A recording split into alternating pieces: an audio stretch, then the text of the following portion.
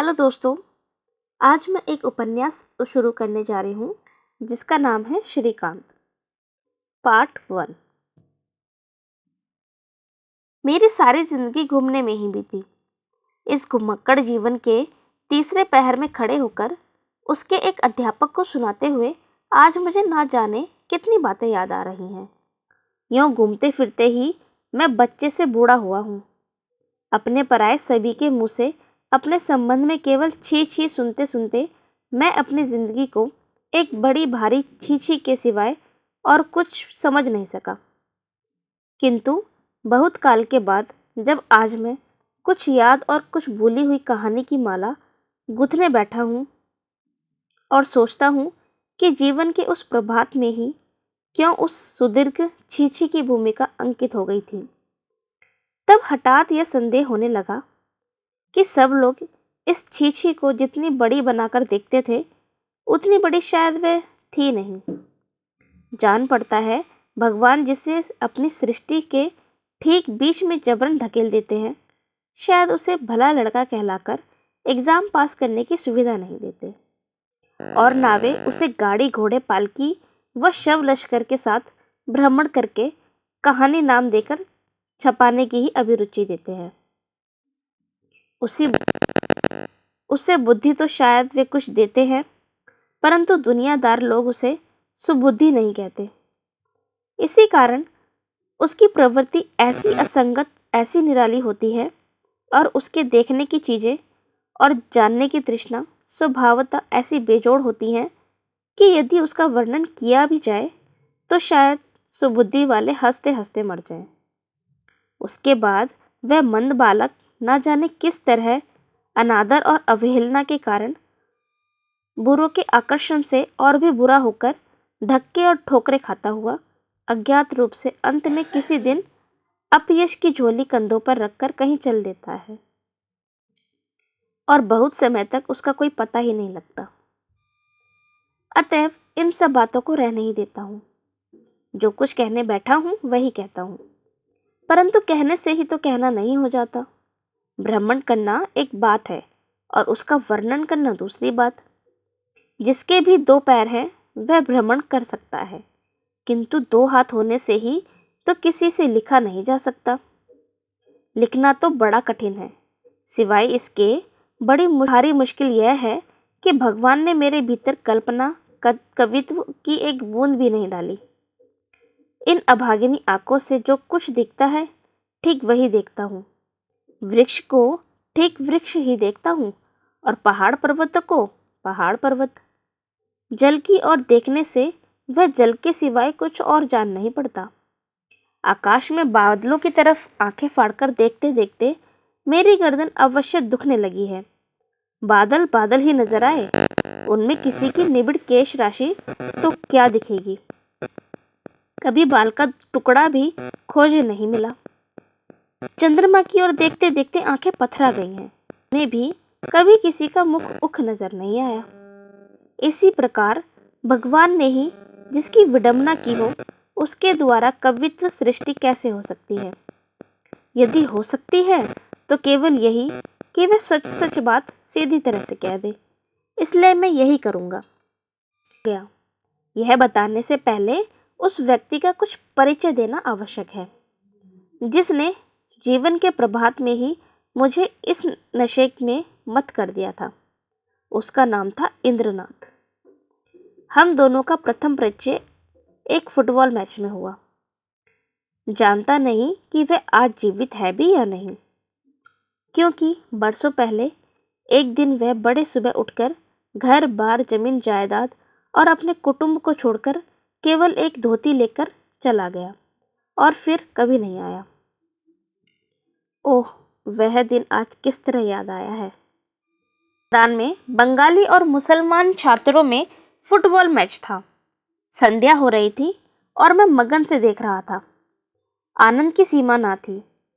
हठात अरे यह क्या, तड़ातड़ तड़ातड़ शब्द और मारो साले को, पकड़ो साले को की पुकार मच गई। मैं विवल सा हो गया। 2-3 मिनट बस इतने में कहाँ कौन गायब हो गया निश्चय ही नहीं कर पाया। ठीक तौर से पता लगा तब जबकि मेरी पीठ पर आकर एक छतरी का पूरा बैंत तड़ाक से टूट गया और दो तीन बैंड सिर पर और फिर पीठ पर पड़ने लगे। देखा 5-7 मुसलमान छोकरों ने मेरे चारों ओर व्यूह रचना कर ली है और भाग जाने का जरा सा भी रास्ता नहीं छोड़ा। और भी एक बैंड, और भी एक। ठीक इसी समय जो मनुष्य बिजली के वेग से उस व्यू को भेदता हुआ मेरे आगे आकर खड़ा हो गया, वह था इंद्रनाथ। रंग उसका काला था, नाक वंशी के समान, कपाल प्रशस्त और सुडौल, मुख पर 2-4 चेचक के दाग। ऊंचाई मेरे बराबर ही थी, किंतु उम्र मुझसे कुछ अधिक थी। कहने लगा, कोई डर नहीं है, तुम मेरे पीछे पीछे यहाँ से बाहर निकलो। उस लड़के की छाती में जो साहस और करुणा थी, वह दुर्लभ होते हुए भी शायद असाधारण नहीं थी, परंतु इसमें जरा भी संदेह नहीं कि उसके दोनों हाथ असाधारण थे। यही नहीं, वे बलिष्ठ भी थे, वरना लंबाई में भी घुटनों तक पहुंचते थे। सिवाय इसके उसे एक सुविधा यह भी थी कि उसे जो जानता नहीं था, उसके मन में यह आशंका भी नहीं हो सकती थी कि विवाद के समय यह भला आदमी अकस्मात अपना 3 हाथ लंबा हाथ बाहर निकालकर मेरी नाक पर एकाएक इस अंदाज से घूसा मार सकेगा। वह घूसा क्या था, उसे बाघ का पंजा कहना ही अधिक उपयुक्त होगा। 2 ही मिनट के भीतर मैं उसकी पीठ से सटा हुआ बाहर आ गया और तब इंद्र ने बिना किसी आडंबर से कहा, भागो। भागना शुरू करके मैंने पूछा, और तुम? उसने रुखाई से जवाब दिया, अरे तू तो भाग, गधे कहीं के। गधा हूं या चाहे जो हूं, मुझे खूब याद है, मैंने हठात लौटकर उसे खड़े होकर कहा, नहीं, मैं नहीं भागूंगा। बचपन में मारपीट किसने ना की होगी, किंतु मैं था भी गांव का लड़का। 2-3 महीने पहले ही लिखने पढ़ने के लिए शहर में बुआ जी के यहाँ आया था। इसके पहले इस प्रकार दल बांधकर ना तो मैंने मारपीट की थी और ना किसी दिन इस तरह 2 पूरे छतरी के बैंड ही मेरी पीठ के ऊपर टूटे थे। फिर भी मैं अकेला भाग नहीं सका। इंद्र ने एक बार मेरे मुंह की ओर देखकर कहा, नहीं भागेगा तो क्या खड़े खड़े मार खाएगा? देख उस तरफ आ रहे हैं वे लोग। अच्छा तो चल, खूब कसकर दौड़े। यह काम तो मैं खूब कर सकता था। दौड़ते दौड़ते जब हम लोग बड़ी सड़क पर पहुंचे, तब शाम हो गई थी। दुकानों में रोशनी हो गई थी और रास्ते पर म्यूनिसिपल के केरोसिन के लैंप लोहे के खंभों पर एक यहाँ और दूसरा वहाँ जल रहे थे। आंखों में जोर होने पर ऐसा नहीं है कि एक के पास खड़े होने पर दूसरा दिखाई नहीं पड़ता। स्वर से बात कर रहा था, मेरा गला सूख रहा था, परंतु आश्चर्य है कि इंद्र रत्ती भर भी नहीं हाफा था, मानो कुछ हुआ ही ना हो, ना मारा हो, ना मार खाई हो और ना दौड़ा ही हो, जैसा कुछ हुआ ही ना हो। ऐसे भाव से उसने पूछा, तेरा नाम क्या है रे? श्रीकांत। श्रीकांत? अच्छा, कहकर उसने अपनी जेब से मुट्ठी भर सूखी पत्ती बाहर निकाली। उसमें से कुछ तो उसने खा ली और कुछ मेरे हाथ में देकर कहा, आज खूब ठोका सालों को, ले खा। क्या है ये? बूटी। मैंने अत्यंत विस्मित होकर कहा, भांग? यह तो मैं नहीं खाता। उसने मुझसे भी अधिक विस्मित होकर कहा, खाता नहीं? कहाँ का गधा है रे तू? खूब नशा होगा, खा, चबाकर लील जा। नशे की चीज का मजा उस समय ज्ञात नहीं था, इसीलिए सिर हिलाकर मैंने उसे वापस कर दिया। वह उसे भी चबाकर निकल गया। तो सिगरेट पिएगा? यह कहकर उसने जेब से 2 सिगरेट और दिया सलाई बाहर निकाली। एक तो उसने मेरे हाथ में दे दी और दूसरी अपने हाथ में रखी। इसके बाद वह अपनी दोनों हथेलियों को एक विचित्र प्रकार से जुटाकर उस सिगरेट को चिलम बनाकर जोर से खींचने लगा। बाप रे, कैसे जोर से दम खींचा कि एकदम ही सिगरेट में आग सिरे से जलकर नीचे उतर आई। लोग चारों तरफ खड़े थे। मैं बहुत ही डर गया। मैंने डरते हुए पूछा, पीते हुए यदि कोई देख ले तो? देख ले तो क्या, सभी जानते हैं। यह कहकर स्वच्छंदा से सिगरेट पीता हुआ वह चौराहे पर मुड़ा और मेरे मन पर एक गहरी छाप लगाकर एक और चल दिया। आज उस दिन की बहुत सी बातें याद आती हैं। सिर्फ इतना ही याद नहीं आता कि उस अद्भुत बालक के प्रति उस दिन मुझे प्रेम उत्पन्न हुआ था, अथवा यह खुलेआम भांग और तम्बाकू पीने के कारण मन ही मन घृणा। इस घटना के बाद करीब 1 महीना बीत गया। एक दिन रात्रि जितनी उष्ण थी उतनी ही अंधेरी। कहीं वृक्ष की एक पत्ती तक नहीं हिलती थी। सब छत पर सोए हुए थे। 12 बज चुके थे, परंतु किसी की भी आंख में नींद का नाम नहीं था। एकाएक बांसुरी का मधुर स्वर कानों में आने लगा। साधारण राम प्रसादी सुर था। कितनी ही दफे तो सुन चुका था, किंतु सुरी इस प्रकार मुग्ध कर देती है यह मैं जानता न था। हमारे मकान के दक्षिण पूर्व के कोने से एक बड़ा भारी आम और कटहल का बाग था। एक के कारण कोई उसकी खोज खबर लेता ही नहीं था। इतना पूरा बाग निबिड़ जंगल के रूप में परिणत हो गया था। गाय बैलों के आ जाने से उस बाग के बीच में से केवल एक पतली सी पगडंडी बन गई थी। ऐसा मालूम हुआ कि मानो उसी वन पथ से बांसुरी का सुर क्रमश निकटवर्ती होता हुआ आ रहा है।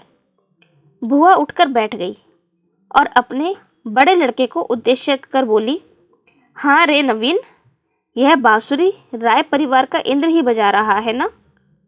बंसीधारी को यह सभी जानते हैं। बड़े भैया ने कहा, उस हतभागे को छोड़कर ऐसी दूसरा कौन बजाएगा, और उस जंगल में ऐसा कौन है जो ढुकेगा? बोलता क्या है रे? वह क्या गुसाई के बगीचे से आ रहा है? बड़े भैया बोले, हाँ। ऐसे भयंकर अंधकार में उस अदूरवर्ती गहरे जंगल का ख्याल करके बुआ मन ही मन सिहर गई और डरे बरे कंठ से प्रश्न कर उठी, अच्छा, उसकी माँ भी क्या उसे नहीं रोकती? गुसाई के बाग में तो न जाने कितने लोग सांप के काटने से मर गए हैं। उस जंगल में इतनी रात को वह लड़का आया ही क्यों? बड़े भैया कुछ हंसकर बोले, इसीलिए कि उस मोहल्ले से इस मोहल्ले तक आने का सीधा रास्ता वही है। जिसे भय नहीं है, प्राणों की परवाह नहीं है, वह क्यों बड़े रास्ते के चक्कर काट कर आएगा माँ? उसे तो जल्दी आने से मतलब। फिर चाहे उस रास्ते में नदी नाले हों, चाहे सांप बिच्छू और बाघ भालू हों। धन्य है रे लड़के तुझे, कहकर बुआ एक निश्वास छोड़कर चुप हो गई।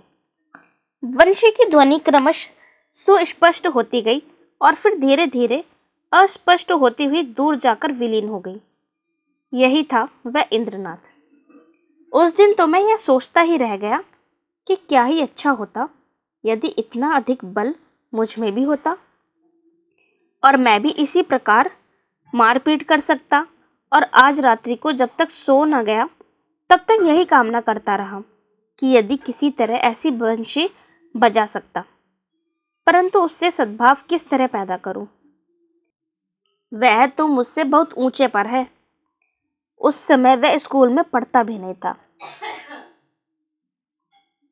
सुना था कि हेडमास्टर साहब ने अन्याय करके उसके सिर पर ज्यों ही गधे की टोपी लगाने का आयोजन किया, त्यों ही वह मर्माहत हो गया और अकस्मात हेडमास्टर की पीठ पर एक धौल जमाकर घृणा भाव से स्कूल की रेलिंग फांगता हुआ घर भाग गया और फिर गया ही नहीं।